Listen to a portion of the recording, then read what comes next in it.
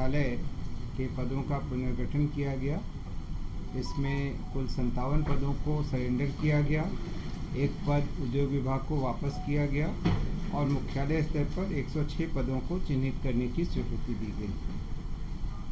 कला एवं संस्कृति विभाग का अगला एजेंडा था, जिसके अंतर्गत पुरातत्व निदेशालय के अंतर्गत पूर्व से स्वीकृत 16 तकनीकी पदों के विरुद्ध 12 पदों पर 11 माह अथवा नियमित नियुक्ति होने तक जो भी पहले हो संविदा के आधार पर नियोजन करने की स्वीकृति दी गई।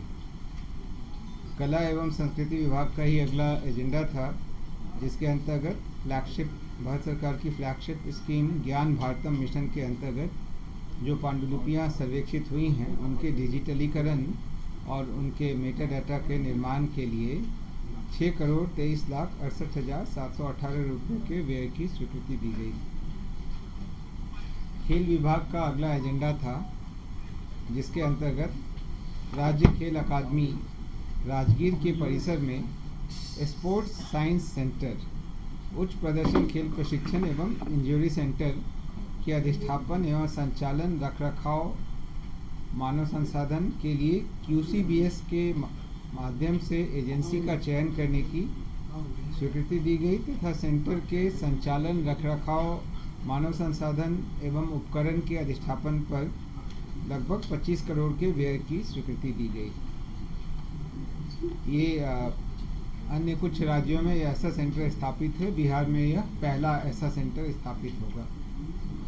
नगर विकास एवं आवास विभाग के अगले 2 एजेंडा थे, जिसके अंतर्गत अमृत 2.0 के तहत जमालपुर जलापूर्ति परियोजना के लिए 102,22,91,107 रुपये की स्वीकृति दी गई तथा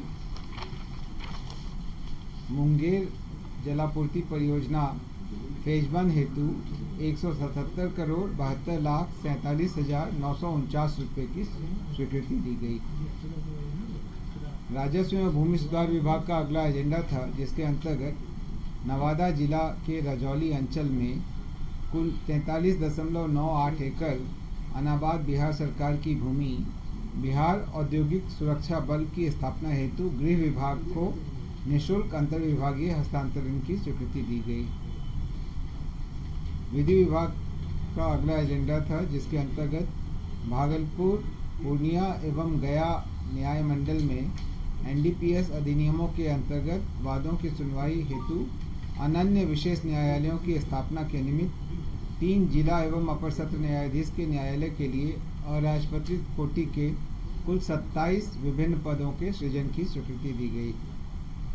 विधि विभाग का ही अगला एजेंडा था, जिसमें राज्य के विभिन्न जिलों यथा पश्चिमी चंपारण, मधुबनी, भोजपुर, सिवान, अररिया, सुपौल, खगड़िया, जहानाबाद, बक्सर, जमुई, कैमूर, कटिहार, सीतामढ़ी, मुंगेर, मधेपुरा, बांका, शेखपुरा, औरंगाबाद और लखीसराय में अनुसूचित जाति एवं अनुसूचित जनजाति अत्याचार निवारण अधिनियम के अंतर्गत न्यायालयों में लंबित वादों के शीघ्र निष्पादन हेतु 19 अतिरिक्त अनन्य विशेष न्यायालय की स्थापना के लिए अराजपत्रित कोटि के कुल 171 विभिन्न पदों के सृजन की स्वीकृति दी गई।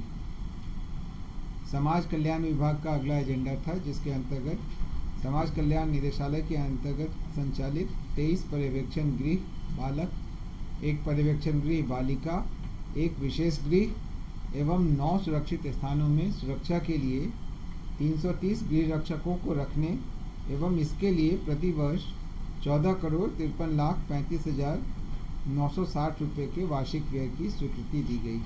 था राजकीय आयुर्वेदिक कॉलेज पटना के द्रव्य गुण विभाग में दिनांक 10/1/90 से 16/2/90 तक प्रवाचक का 1 और 22/3/11 से 30/6/20 तक प्राध्यापक का 1 पद, 2 सुपरन्यूमररी पोस्ट के सृजन की स्वीकृति दी गई। ऐसा माननीय सर्वोच्च न्यायालय के आदेश के आलोक में नहीं, उससे संबंधित नहीं है। ये डॉक्टर संपूर्णानंद तिवारी के मामले से संबंधित। स्वास्थ्य विभाग का ही अगला एजेंडा था, जिसमें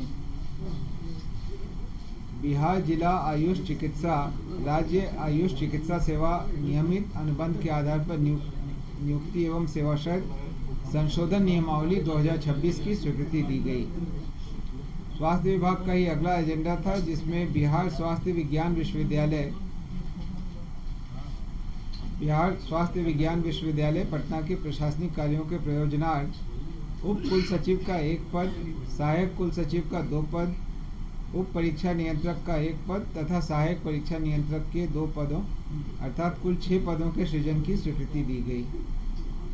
सिविल विमानन विभाग का अगला एजेंडा था, जिसके अंतर्गत मुख्यमंत्री बिहार हेली टूरिज्म एवं एयर टूरिज्म सेवा योजना 26 के तहत पर्यटकों के उड़ान को संपन्न कराने के लिए हेलीकॉप्टर की सेवा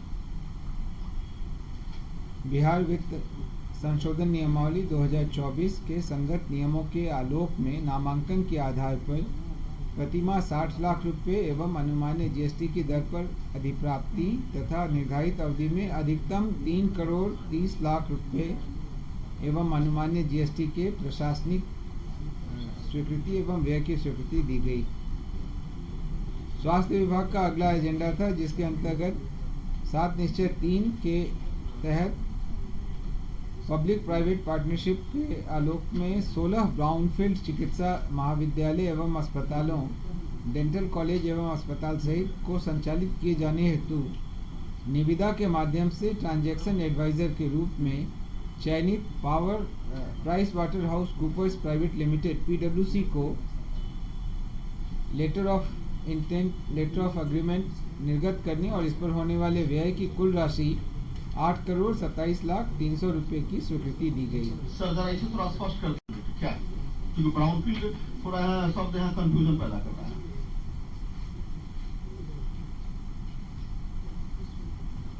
इसमें जो चिकित्सा महाविद्यालय एवं अस्पताल हैं उनको 2 कोटि में रखा गया है। कोटि ए में 12 संस्थान हैं, जिसमें भवनों का निर्माण कार्य प्रगति पर है अथवा पूर्ण कर लिया गया है, और कोटि बी में 4 ऐसे संस्थान हैं जिसमें भवन निर्माण पूर्व से ही पूर्ण है और यह वर्तमान में क्रियाशील है। तो ऐसे नाम लिखा गया। हाँ, 12 और 4 दोनों का हाँ।